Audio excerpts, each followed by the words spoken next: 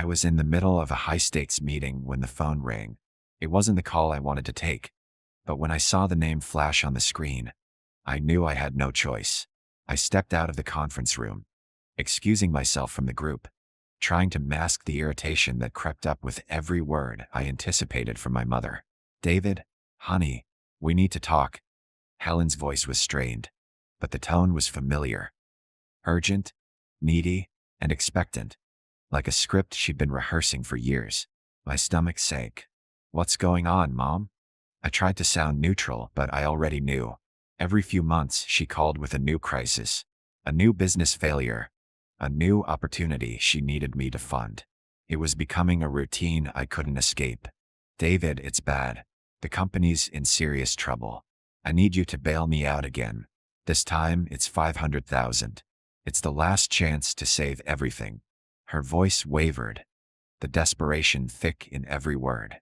I squeezed the phone tighter. The numbers ran through my mind. $500,000. I had the money. Of course, I had the money. But it wasn't just about the money anymore. It never was. It was the constant stream of requests, the way she acted like I owed her everything just because she'd given birth to me, like I was obligated to solve every mess she created. "Mom, this is the third time in 2 years. You keep asking for money, and nothing ever changes. What's different this time?" I hated the way my voice sounded, like I was making excuses, but I couldn't help it. It was the truth. Her response was quick, a practice plea I'd heard before. "David, don't you understand? This is the family business. I built it and I can't just let it fall apart. You wouldn't want to see everything I've worked for go to waste, would you?" The guilt tripping had already begun. I sighed, rubbing my temple. "I don't know, Mom. I've given you enough. You need to figure out how to fix this on your own." There was a pause on the other end of the line, and then her voice turned even colder. "You know, David, it's your responsibility. We raised you to be a success. Don't forget where you came from.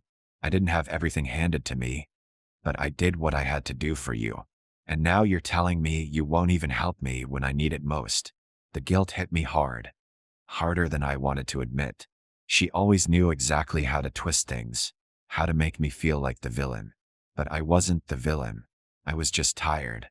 Tired of being the one who had to fix everything.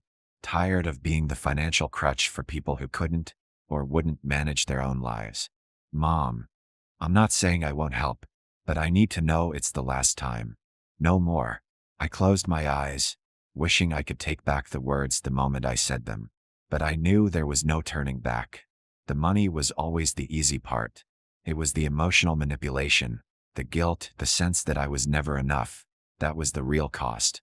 "Well, that's the deal. 500,000 and we're done. I promise." Her voice had softened, but I didn't buy it for a second. There was always another crisis, another reason to keep asking. I had learned that the hard way. "Fine," I said, the words tasting bitter. "I'll send it over this afternoon." "Thank you, David. You don't know how much this means." She paused. "But don't you think it's time you stopped worrying so much about yourself and start helping your family more? You're always so busy with your company. You could be doing so much more for us." I bit back the frustration that threatened to rise. "I'm doing plenty, Mom, but I can't keep sacrificing my life for everyone else's problems." She ignored that last part, as I knew she would. "Don't forget where you came from, David. You owe us." I hung up the phone without another word, staring at the screen for a long moment. The meeting I'd left behind was still waiting for me, but it felt like everything had just shifted. There was no escaping this. The guilt that gnawed at me was all too familiar, but this time, I felt the weight of it more than ever. I walked back into the conference room, tried to shake off the lingering tension. My colleagues were deep in conversation, unaware of the storm swirling inside me. "David, you good?" Mark, one of the junior execs, glanced up from his notes, his tone light. "Yeah, just family stuff." I managed a tight smile, but my mind was elsewhere. The rest of the meeting passed in a blur. I signed off on the reports and sent a few emails, but my thoughts kept returning to that call. I wasn't just angry with my mother. I was angry with myself for always giving in, for always trying to be the perfect son, the perfect husband. I had worked my entire life to get to this point, and all anyone seemed to care about was how much I could give them, how much they could take from me. It wasn't just my mother either. Rebecca was part of this problem. She wasn't like my mother, not exactly, but the way she had been pushing for more and more money lately, for her so-called business ventures, was starting to feel too familiar. Every time she spoke to me now, it was about money, about investments, about projects that I knew were doomed to fail. But she didn't see it that way. That night, after the meeting, Rebecca confronted me as soon as I walked in the door. Her eyes were sharp, expectant. She hadn't been happy about my decision to help my mother without consulting her first. "David, I don't get it. Why didn't you talk to me before you agreed to give her that money?" she demanded, her voice already tinged with frustration. "I didn't think I needed to," I said, dropping my coat on the chair and heading toward the kitchen. I needed something to calm my nerves. A drink, a moment to think. "That's the problem," Rebecca shot back. "You're always handling everything yourself. Like you're the only one who matters. I'm your wife, David. You should trust me with these decisions." "I do trust you, but this is my family, Rebecca. My mother. You knew she'd ask for something, so don't act surprised," she huffed, walking over to the counter and slamming her hand down. "It's not just about your mother. You never consult me when it comes to your business decisions either. You treat me like I'm not capable of handling my own investments." I froze, the sharp edge in her voice cutting through the air. She was twisting the situation, trying to make me feel like I was the one at fault. "I'm doing the best I can," I said, my voice strained. "But it feels like I'm never enough for anyone." Rebecca's eyes softened slightly, but the underlying anger still simmered. "You just don't get it, David. You never make enough time for us. It's always about your career, your company, and your family. I'm sick of being treated like an afterthought." Her words stung more than I wanted to admit. There was truth in them, even if I didn't want to face it. And as I stood there, I realized something. I wasn't just caught between my mother and my wife. I was caught in a cycle of constant giving and never receiving, always trying to appease everyone around me, but never getting the respect I deserved in return. The evening ended with us barely speaking. I retreated to my study, where I sat in silence, thinking about everything. My mother's unrelenting demands, Rebecca's growing sense of entitlement. It all felt like too much, but I couldn't keep pushing it aside anymore. I needed to do something. I just wasn't sure what yet, and that was the problem. The days dragged on after the argument with Rebecca, but the air in our house remained thick with tension. I felt it in every glance we exchanged, in the silence that filled the space between us. Each morning, I would wake up to find her already gone, off to the gym or coffee with friends, leaving me to stew in my thoughts. It felt like we were living parallel lives under the same roof, but neither of us was willing to bridge the growing chasm. Meanwhile, my mother's business was still a constant, looming shadow over my life.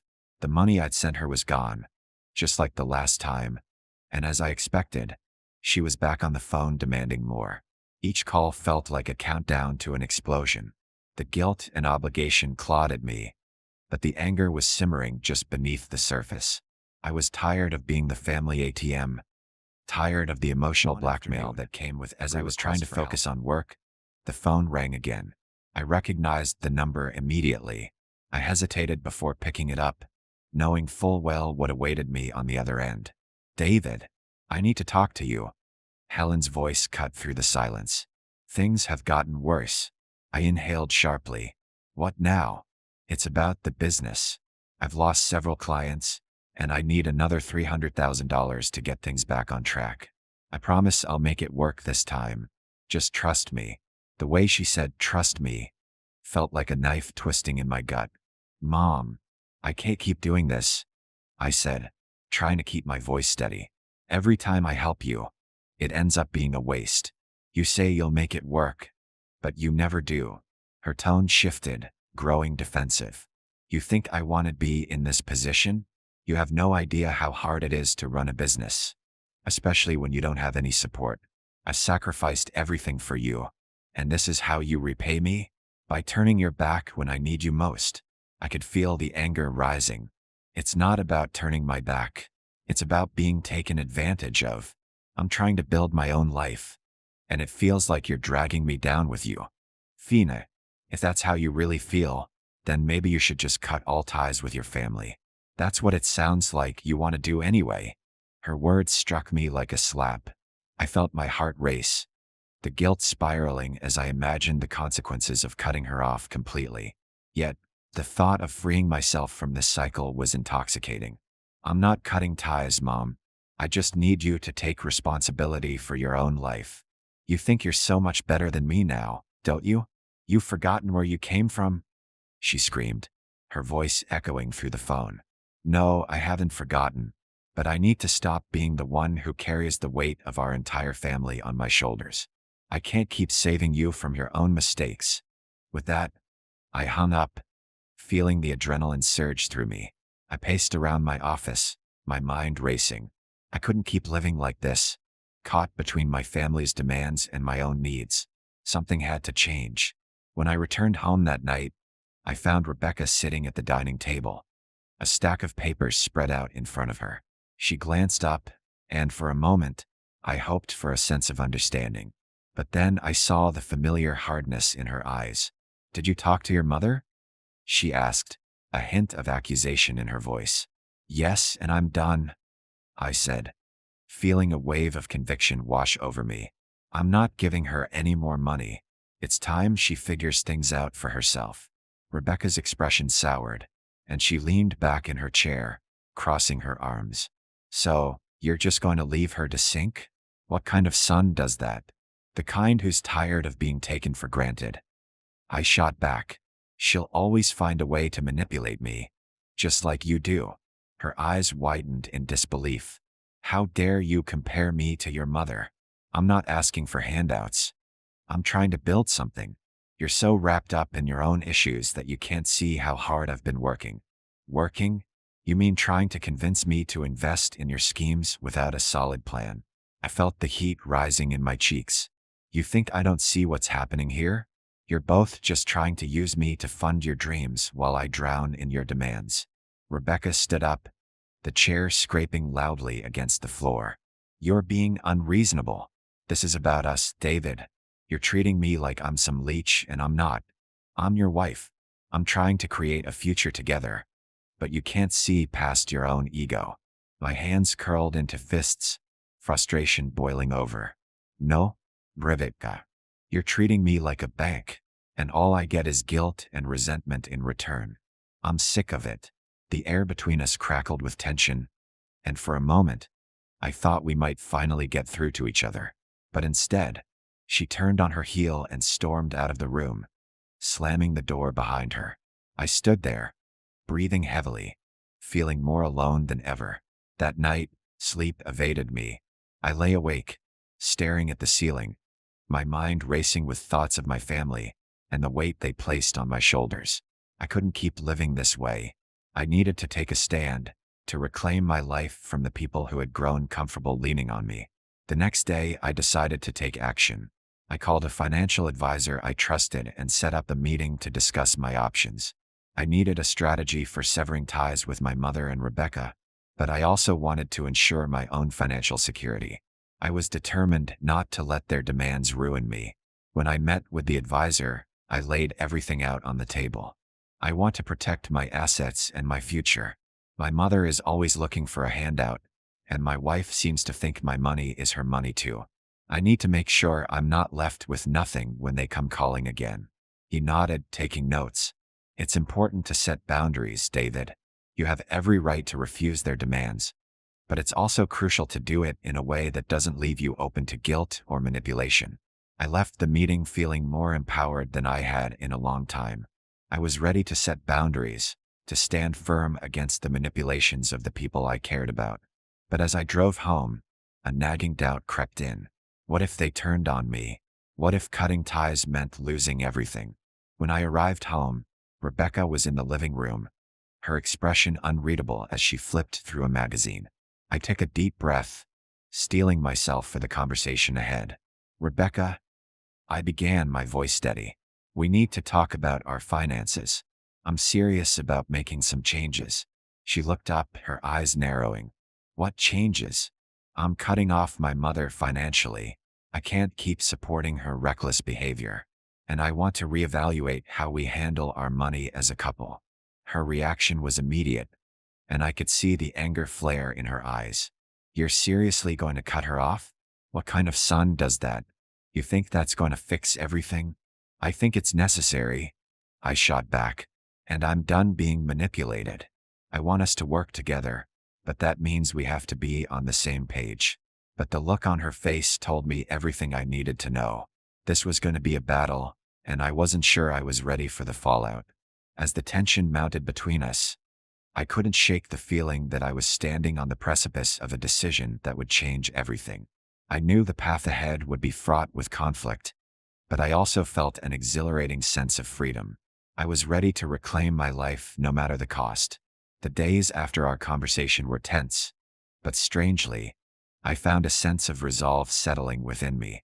The idea of cutting ties with my mother had been a heavy burden to carry, but once I made the decision, I felt a small weight lift off my chest.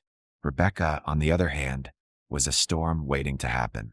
Every glance she threw my way was filled with disdain, and every word she spoke was laced with accusation. The atmosphere in our home was suffocating, and it seemed like neither of us knew how to break the cycle of resentment.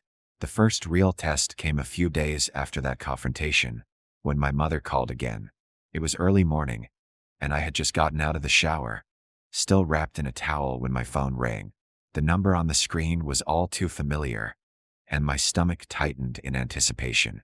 I let the phone ring for a few seconds, trying to summon the strength to pick it up. Finally, I pressed the green button and put the phone to my ear. David, thank God you picked up. My mother's voice sounded frantic. I don't know how much longer I can keep this business afloat. The loans are stacking up, and I just got another warning from the bank. I need you to wire me another $500,000. I swallowed hard, my heart pounding in my chest. There it was again, the same demand, the same expectation that I would swoop in and save her from the consequences of her own actions. I took a deep breath, trying to steady my nerves before responding. Mom, I told you before, I'm not giving you any more money. You need to figure this out yourself. I've already given you enough. There was a long pause on the other end of the line, and I could almost hear her processing what I'd said. When she spoke again, her voice was quieter. Mother, I've done so much for you. You owe me. How could you leave me to sink like this? Her words felt like a slap in the face, and for a moment, I was frozen in place, the guilt washing over me. I don't owe you anything, Mom. I've been paying for your mistakes for years. You've made your choices, and now you need to deal with the consequences. I can't keep cleaning up after you. I could hear her starting to cry on the other end of the line, and my stomach turned. Please, David, I'm begging you.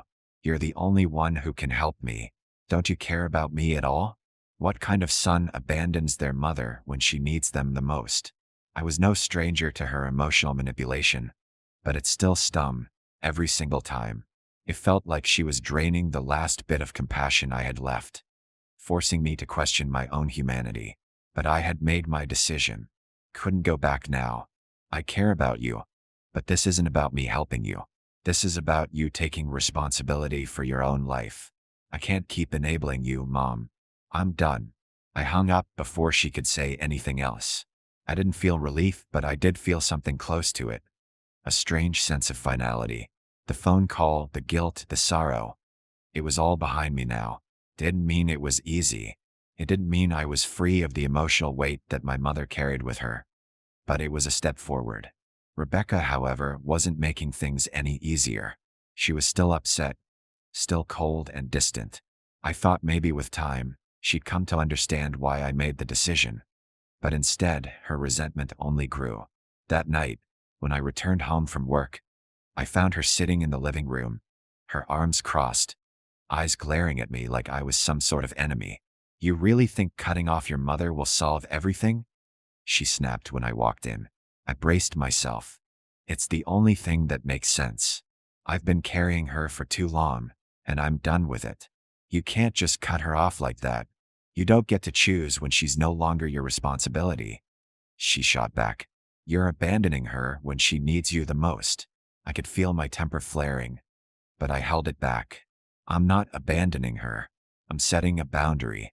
She's made her choices, and now she has to live with them. Rebecca's lips curled into a sneer. You're so high and mighty, aren't you? You act like you're the only one with problems. You think you're the only one working hard, the only one dealing with stress. I'm doing everything I can to build something with you, and you just keep shutting me down. I'm not shutting you down. I'm just not going to let you use me, just like my mom does, I said, my voice rising. You keep acting like I owe you everything, and I'm telling you, I don't. I don't owe you anything. Her face twisted in anger, and for a second, I thought she might throw something at me. You're so damn selfish, David. I've tried to support you, tried to help you, but it's never enough, is it? You're just like them. Always expecting me to give, but never giving anything back. I took a step closer to her, feeling the heat of my frustration boil over. No, Rebecca. I'm not like them.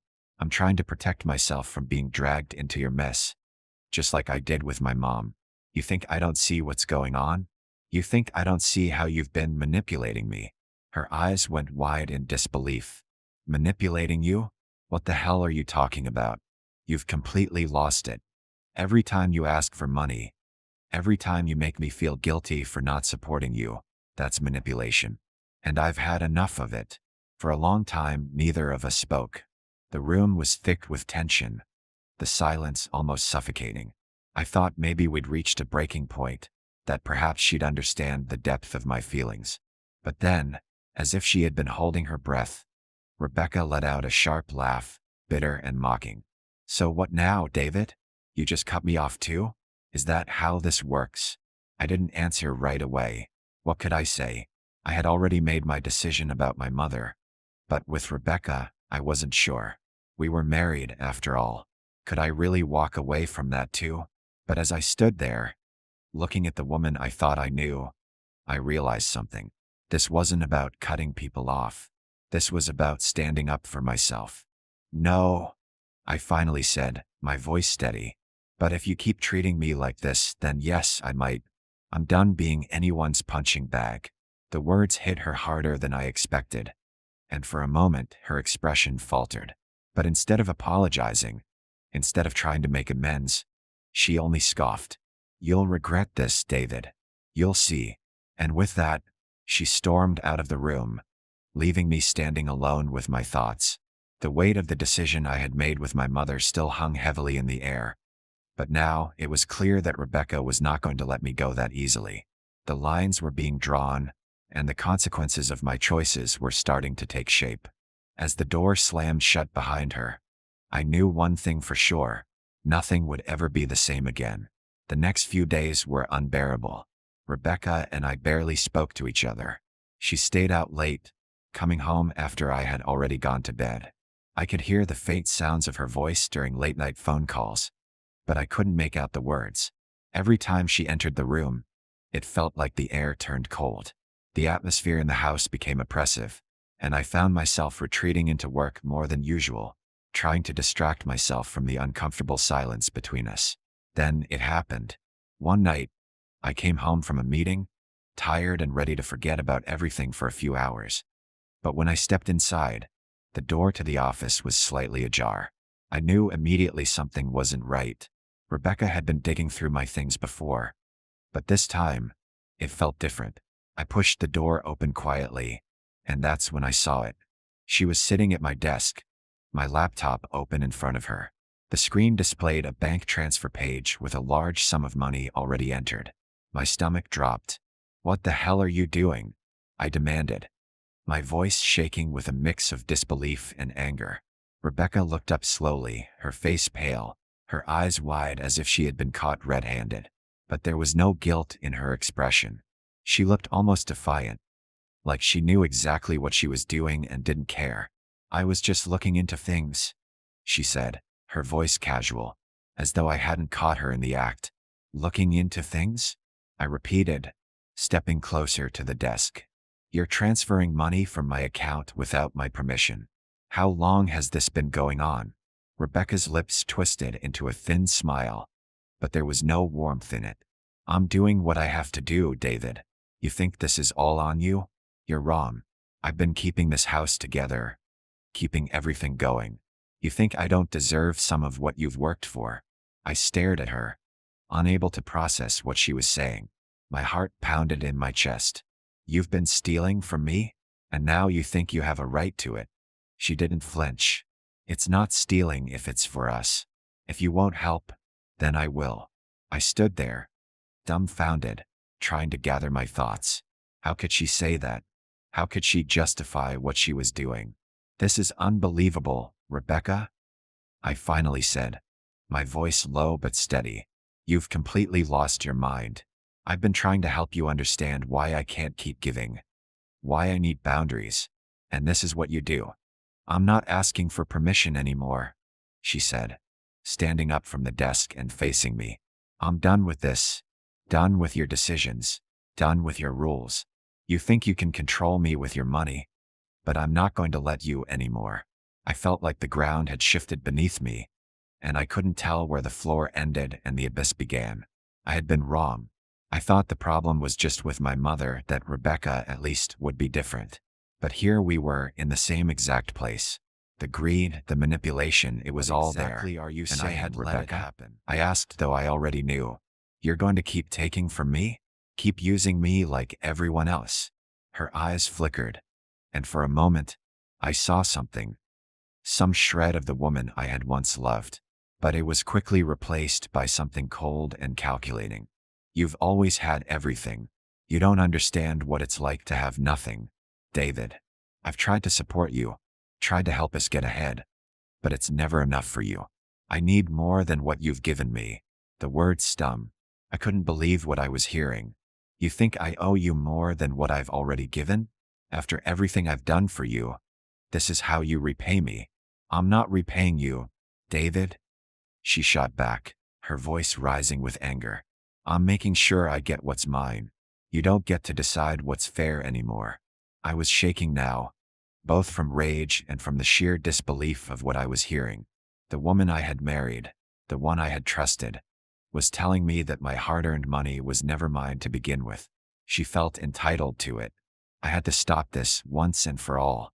I want you out, I said, my voice firm, though my heart was racing. I want you out of this house. Now.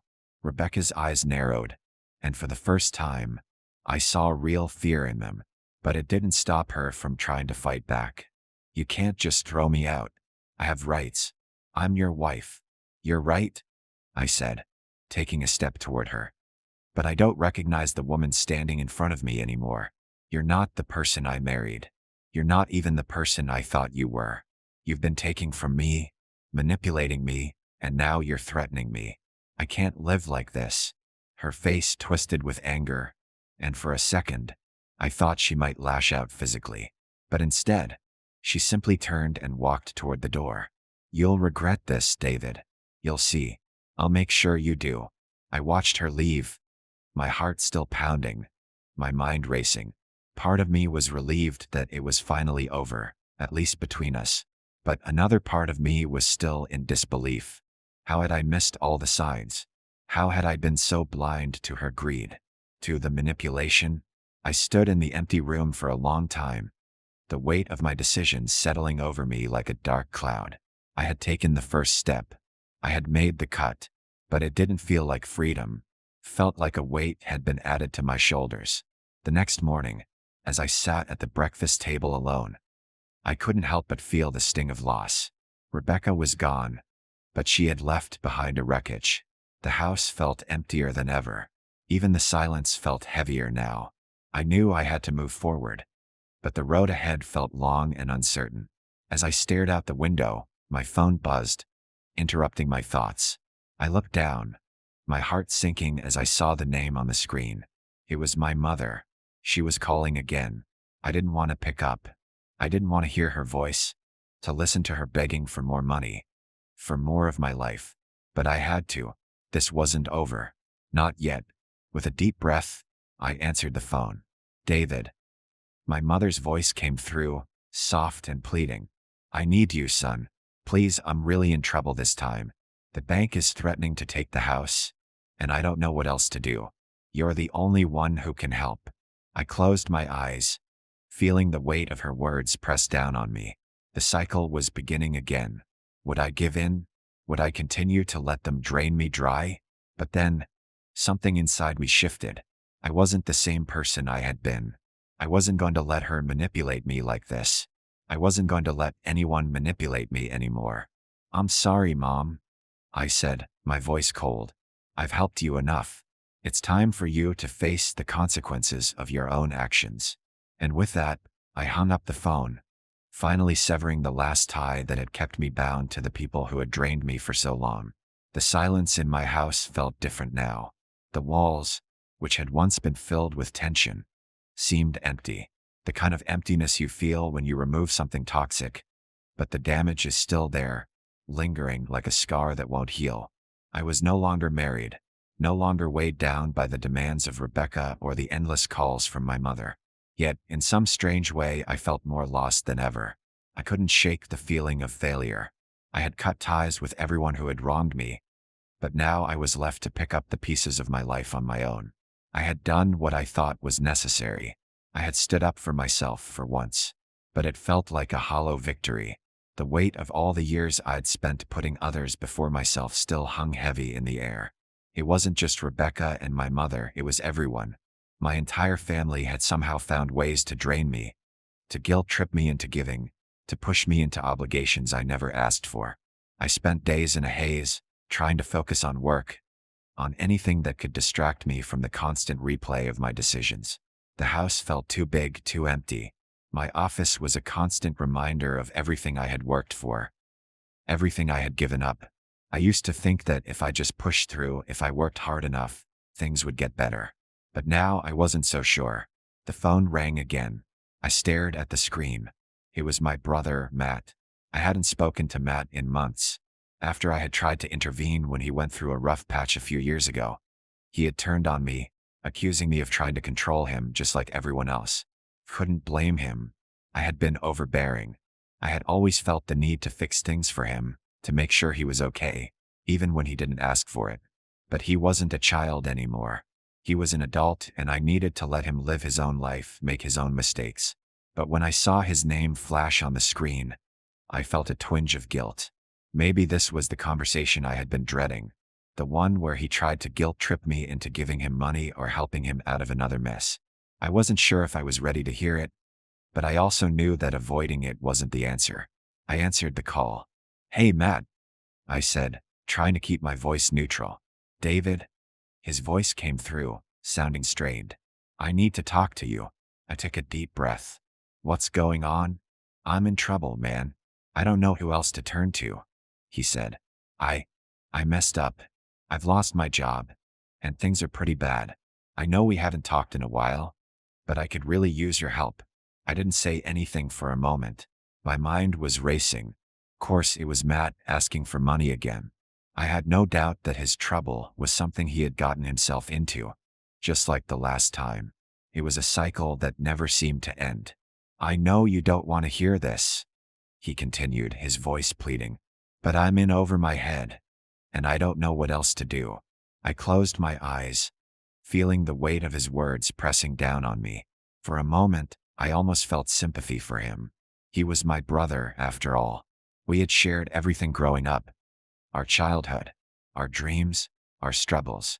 But then the memories of all the times he had let me down came rushing back. He had taken advantage of me before, and I wasn't going to let it happen again. "Matt," I said, my voice steady but firm, "I've helped you before. I've given you everything I could. But it's never enough. You've got to figure this out on your own." There was a long pause on the other end of the line. I could hear him breathing, the sound of his frustration building. "You don't understand," he said, his voice breaking. "I don't have anywhere else to go. I don't have any other options. I just need a little bit of help, David. Just enough to get me back on my feet." It was the same story every time. The guilt, the manipulation. I felt a wave of anger rise in me. How many times had I given him everything, only for him to end up back in the same situation? How many times had I bent over backward to make things right, I'm sorry, only Matt. for him to take I advantage said, of my voice hardening? I can't do this anymore. I'm done. Done? He repeated, his voice rising. What do you mean you're done? You're my brother. You're supposed to help me. I can't keep enabling you, I said, trying to keep my composure. You've had every opportunity, and every time you waste it. I'm not going to be the one who cleans up your mess anymore. The silence on the other end was deafening. I knew he was processing my words, trying to find a way to manipulate me into changing my mind. But I wasn't going to let him. Not this time. You don't get it, do you? He said, his voice cold now. You think you're better than me. You think you can just walk away from everything. From me, from Mom. You're the one who's selfish, David. You're the one who's too good to help your own brother. I could feel the anger building inside me. This wasn't just about money. It wasn't even about him asking for help. It was about the years of taking, the years of guilt tripping, the years of manipulating me into doing things I didn't want to do. This was the final straw. I was done being his safety net. Goodbye, Matt, I said, my voice steady. Don't call me again. I hung up before he could respond, before he could say anything more to guilt me. I knew it would only be more of the same, more manipulation, more guilt, more empty promises. I wasn't going to fall for it anymore. As I sat there in the quiet of my office, I felt something shift within me. I had finally reached my breaking point. I had cut ties with Rebecca. I had cut ties with my mother. And now I had cut ties with Matt. For the first time in a long time, I felt like I was taking control of my life. But I knew this wasn't the end. I knew my family would never give up trying to manipulate me. They would try to guilt trip me, blackmail me, whatever it took to get what they wanted. But I was done. I was stronger than I had been in years, and I was ready to fight for my freedom. I didn't know what the future held, but for the first time I wasn't afraid. The days after hanging up on Matt felt like a strange mix of relief and emptiness. It was as if a heavy weight had been lifted from my chest, but in its place, there was this void, a quietness that was almost deafening. I had severed ties with my brother, but the reality of that decision was starting to sink in. No more calls. No more late-night requests for money. No more manipulation. But, in the back of my mind, I kept asking myself if I had made the right choice. It had been such a long time since I had done anything solely for myself. I had always been the person to help others, to fix problems, to make things right for everyone around me. And now here I was standing alone. I tried to focus on work, burying myself in projects, but it wasn't the same. My mind kept drifting back to my family, the way they had treated me, the way they had drained me emotionally and financially. It wasn't just Matt. It wasn't just Rebecca. It was the whole system they had created around me. They all expected me to keep giving, to keep sacrificing, without ever acknowledging the toll it had taken on me. That night, as I sat alone in my office, the phone rang again. I glanced at the screen. It was my mother. A surge of anxiety shot through me. I wasn't ready for this. Not yet. Not after everything that had just happened with Matt. But I couldn't avoid her forever. I had spent my entire life trying to please her, trying to meet her expectations, and I wasn't about to let that old pattern drag me back into the same cycle of guilt and manipulation. I answered the phone. David, she said, her voice calm but with an undercurrent of tension. I know things have been difficult between us, but we need to talk. I could hear the subtle guilt in her tone, the way she always had this ability to make me feel responsible for everything that went wrong. Even now, with everything that had happened, she still thought it was somehow my fault. It was like she couldn't see past her own needs and desires to understand what I had been going through. I'm listening, I said, trying to keep my voice neutral. David, I've been thinking, she began. I know you're upset, but I'm your mother. I've always done everything for you, and you've always had everything you need. But I've been facing some problems myself, and I don't know who else to turn to. I clenched my fists. I knew where this was headed. She was going to ask for money, for something. It was always the same. It was never about her being proud of me or understanding what I was going through. It was always about her needs, her wants, and how I could provide for them. Mom, I said, cutting her off before she could continue. I've been helping you for years. You know that. But I can't keep doing this. What do you mean? She asked, her voice rising. You're my son. You're supposed to help me when I need it. I could feel my patience wearing thin. I've given you everything I can. I've given you money, time, everything.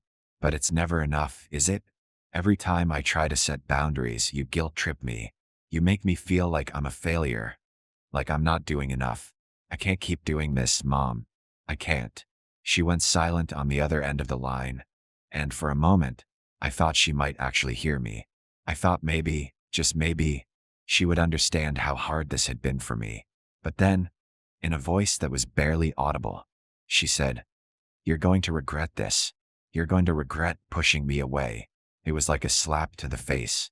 I had been expecting it, but hearing those words still stung. The guilt, the manipulation, it was all the same. She was trying to make me feel responsible for her happiness, for her problems. And it wasn't fair. I'm sorry, Mom, I said, trying to keep my voice steady. But this is the end. I can't keep living like this, constantly being drained by you and everyone else. I need to focus on myself. I can't believe you're doing this, she whispered. After everything I've done for you. And with that, she hung up. I sat there for a long time, staring at the phone in my hand, my chest tight with a mix of anger and sorrow. It wasn't easy, but I had made the right decision. I had to. If I didn't stand up for myself now, I would never be free of them. But even as I told myself that, I couldn't shake the feeling of guilt gnawing at me. My mother, my brother, my family, they had all been a part of my life for so long, and now I was cutting them out. I wondered if I was truly strong enough to do this, to stay firm in my decision. The phone buzzed again. I glanced at it and saw a text from Rebecca. We need to talk. I know you're angry, but we can work this out. Please don't do something you'll regret. I almost laughed. She was still trying to manipulate me even now. It wasn't surprising. After everything that had happened, I expected nothing less. But I was done. I didn't reply. I put the phone down and stood up, walking over to the window. The city lights flickered in the distance, a sea of motion and noise. It all felt so far away from the mess I was in. I was done trying to fix everyone's problems. I was done trying to meet everyone's expectations. For the first time in my life, I felt like I was finally free. But I knew this wasn't over. My family wouldn't just accept my decision. They would keep trying, keep manipulating, keep making me feel guilty. But I couldn't go back. I had drawn the line, and I wasn't going to let them cross it. I wasn't sure what the future held, but for the first time in a long time, I wasn't afraid of it. I was going to take control of my life, and I wasn't going to let anyone stand in my way. The next few days felt like an emotional roller coaster. On the surface, I had made my decision. I had cut ties with my family, refused to let them manipulate or control me anymore. But beneath that surface, doubt kept creeping in. Was I being too harsh? Was I overreacting? Maybe I had been too quick to shut them out. Maybe, just maybe, there was a way to make things work. I would remind myself of the reality. They had drained me dry, emotionally and financially. The constant guilt trips, the endless demands, the way they made me feel like I was the one failing them, like I was the one who wasn't doing enough. I had been a punching bag for their frustrations, a tool they used whenever it suited them. And that was the part one couldn't ignore. They didn't see me as their son or brother. They saw me as a resource, an endless well they could draw from without ever giving anything back. It wasn't just about the money, though. It was the way they had treated me over the years, the way they had taken advantage of my generosity, of my desire to help, without ever showing any gratitude. I had spent my entire life bending over backward for them. And for what? To be used, to be discarded when they no longer needed me. I sat at my desk, staring at the screen, but not really seeing anything. My mind kept racing, bouncing between anger, guilt, and confusion. I couldn't let go of the thought that maybe, if I had just tried harder, things could have turned out differently. Maybe I could have salvaged my relationship with Rebecca. Maybe I could have been a better son, a better brother. But then the phone rang. I hesitated before picking it up. I knew who it was before I even looked at the screen. It was my mother. Again, she had been calling nonstop, leaving voicemail after voicemail, trying to reach me. I hadn't picked up. Couldn't. But this time I answered. David. Her voice came through, strained and tired. We need to talk. I know you're upset, but we can fix this. Please, just hear me out. I felt my blood pressure rise. I wasn't sure how much more of this I could take. Every word she spoke dripped with the same manipulation, the same guilt that had been poisoning our relationship for years. I could feel the weight of her expectations, the weight of everything she had ever asked from me, pressing down on me like a 100-pound anchor.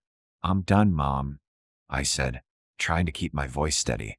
I've given you everything I can, and it's never enough. You've drained me emotionally and financially for years, and I'm not doing it anymore. No, she said, her voice shaking with emotion. David, you don't understand. I'm your mother. I've done everything for you. I raised you. I took care of you. And this is how you repay me. I clenched my jaw, trying to keep my anger in check. This isn't about repayment. This is about me finally taking care of myself. You've never understood that, have you? It's always been about what you need, what you want, and I've always been the one to give.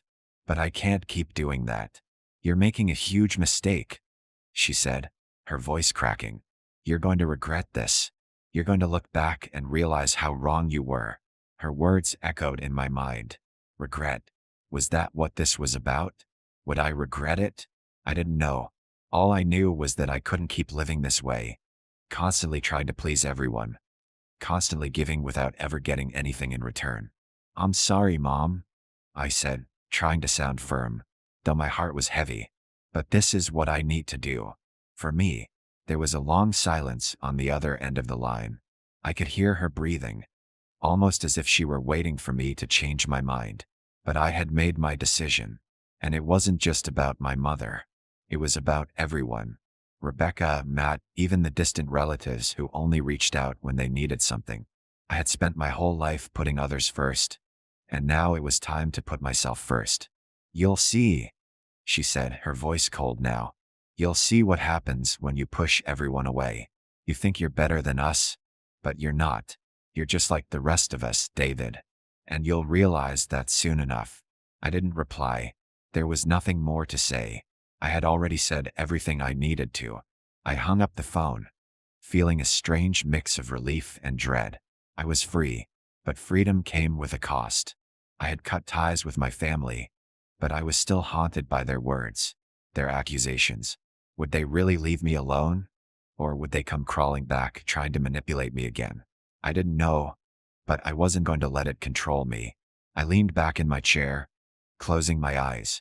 I had taken control of my life, but that didn't mean it was easy. The road ahead was uncertain. There was still so much I had to figure out. My career, my future, my relationships. And now I was truly alone. I didn't have anyone left. No one to lean on, no one to help me when things got tough. But for the first time in a long time, I didn't feel like I was drowning. The weight that had been pressing down on me for so long had lifted. And though the future was uncertain, I felt like I had a chance to rebuild my life the way I wanted to. I didn't need anyone's approval. I didn't need to be a pawn in their game anymore.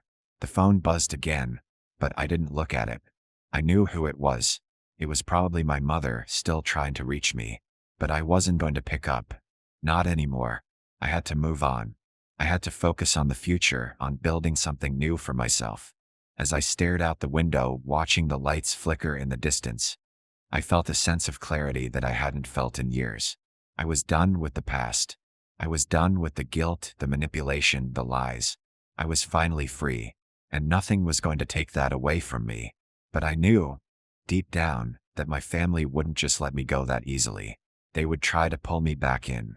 They would try to make me feel guilty, make me question my decision. But I couldn't let them. I couldn't let them drag me back into their world of demands and expectations.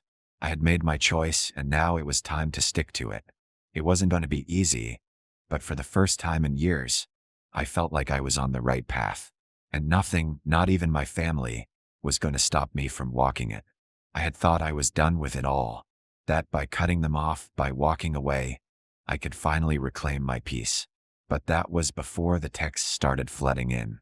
First, it was just one or two. Then it became a steady stream.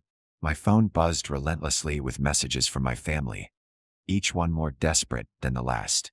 It didn't matter that I had told them I was done, that I had made it clear I wasn't going to be their punching bag anymore. They couldn't let go. Rebecca was the first to try. Her texts were laced with accusations, guilt, and manipulation. The kind of messages I had come to expect. "You're destroying us, David," she wrote. "You're ruining everything. We can't do this without you. You're the one who's always held this family together."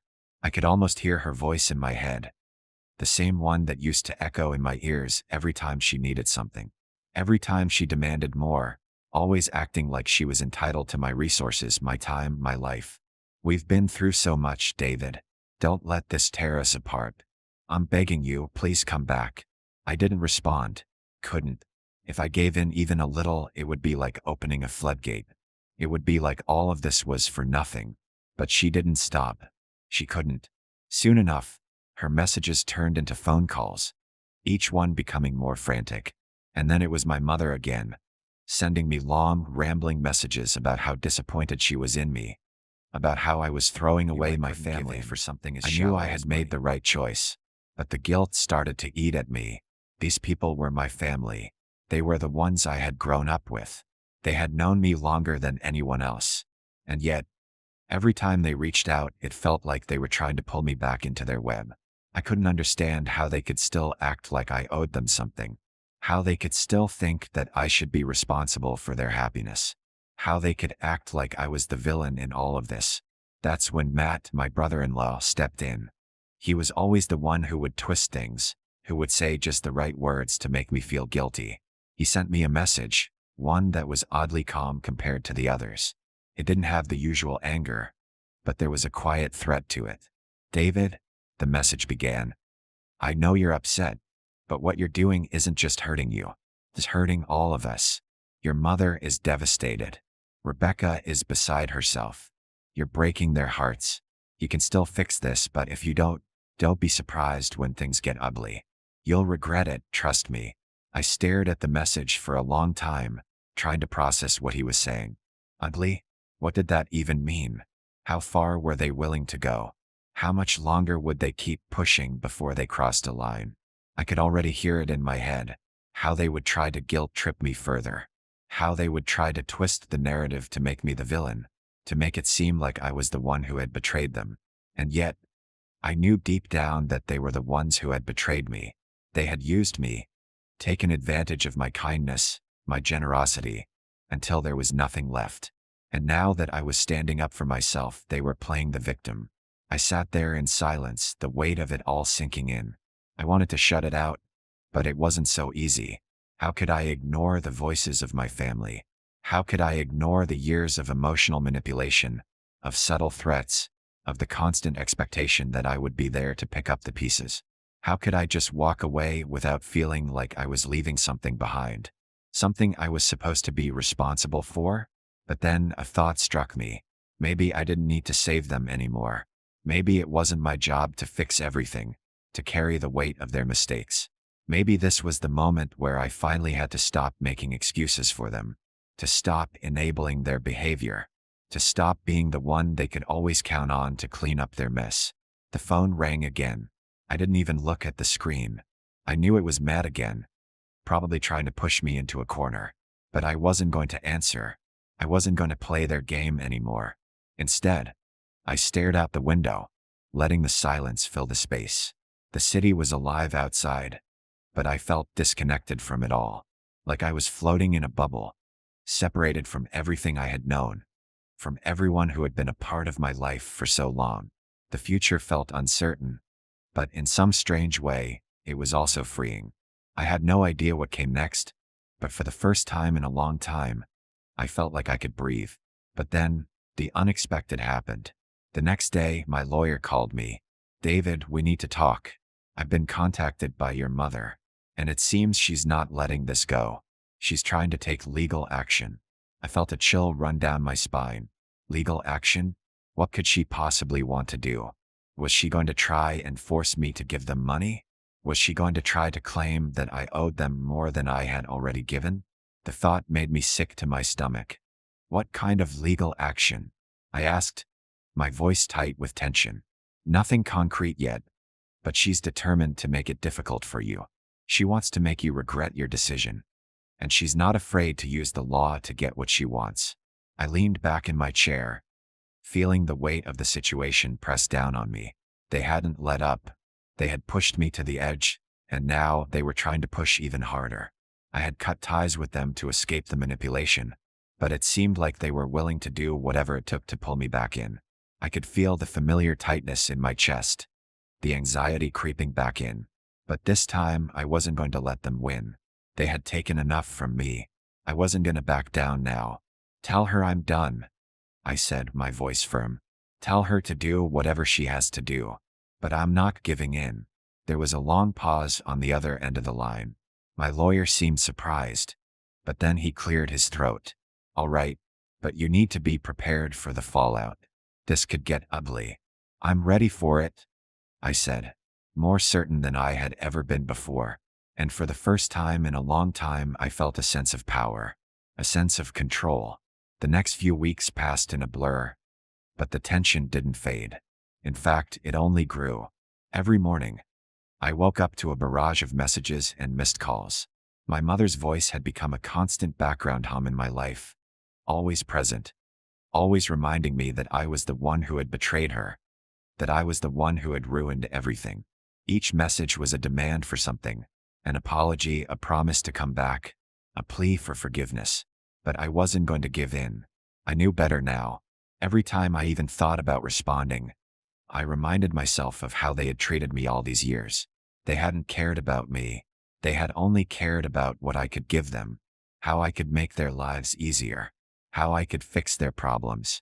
They never once considered how their actions had affected me, how their demands had drained me dry. But now, with the threat of legal action hanging over me, I felt the weight of the situation pressing in on me more than ever. My lawyer had warned me that things were about to get complicated, that my mother wasn't going to let this go without a fight. But deep down, I knew I couldn't back down. I had already walked away from them once, and I wasn't going to let them drag me back in. I wasn't going to let them win. I had already made my decision. I had already cut ties with them, and no amount of guilt tripping or threats was going to change that. But still, there was a part of me that felt torn. There was a part of me that wanted to believe that maybe, just maybe, there was a way to fix things. Maybe if I gave them one last chance, they would understand. Maybe they would finally see how wrong they had been, how much they had hurt me. But every time I started to entertain that thought, I remembered all the things they had done, the way they had used me, the way they had expected me to sacrifice everything for their happiness while they never once stopped to consider my own. It was over. I had made my peace with it. But the next phone call would make me question everything. I was sitting at my desk when my phone rang, and I saw the familiar name flash across the screen. My mother. My heart sank. For a moment, I hesitated. I thought about ignoring it. I thought about letting it go, letting the silence speak for itself. But something inside me told me I needed to answer. Maybe it was because I had made it clear that I wasn't going to be a part of their drama anymore. But this phone call felt different.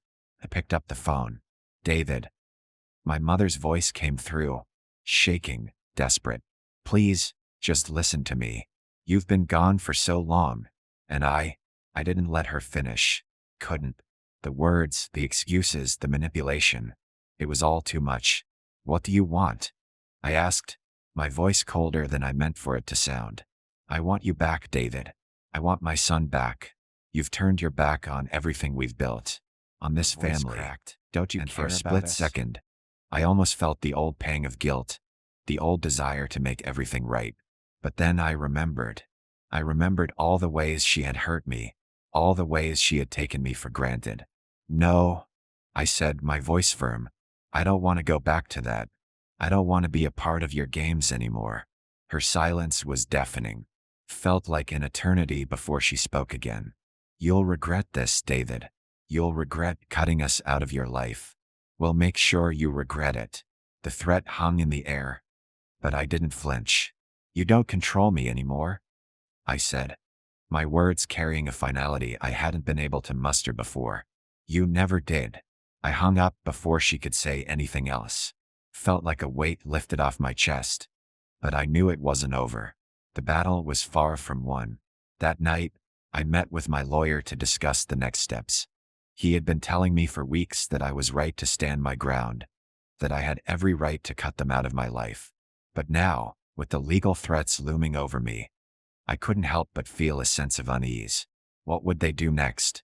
How far were they willing to go to get what they wanted? We're going to fight this, David, my lawyer assured me. But we need to be prepared for the worst. They're not going to back down easily. I nodded, steeling myself for what was to come. I had already lost so much, but I wasn't going to lose myself too.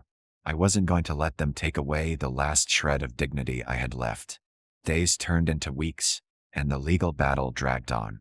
My family continued to send messages, each one more desperate than the last. They tried everything: guilt trips, threats, even the occasional sympathetic plea. But I didn't flinch. I didn't answer. I had made my decision, and I wasn't going to let them drag me back into their toxic cycle. But just when I thought I had it all under control, something unexpected happened. My phone buzzed one last time. It was a message from Matt. I don't know what you think you're doing, David, it began. But if you think you can just walk away from this, you're wrong. You're not going to win. We won't let you. I stared at the message for a long moment, my heart pounding in my chest. This was it. This was the final straw. I took a deep breath, my fingers hovering over the screen. But instead of responding, I deleted the message. I wasn't going to let them control me anymore. I wasn't going to let them dictate my life. The battle wasn't over, but I knew now that I had the strength to face whatever came next. I had taken the first step, and I wasn't going to look back. No matter what they did, I was done. I had freed myself, and nothing they could do could change that. For the first time in years, I felt free.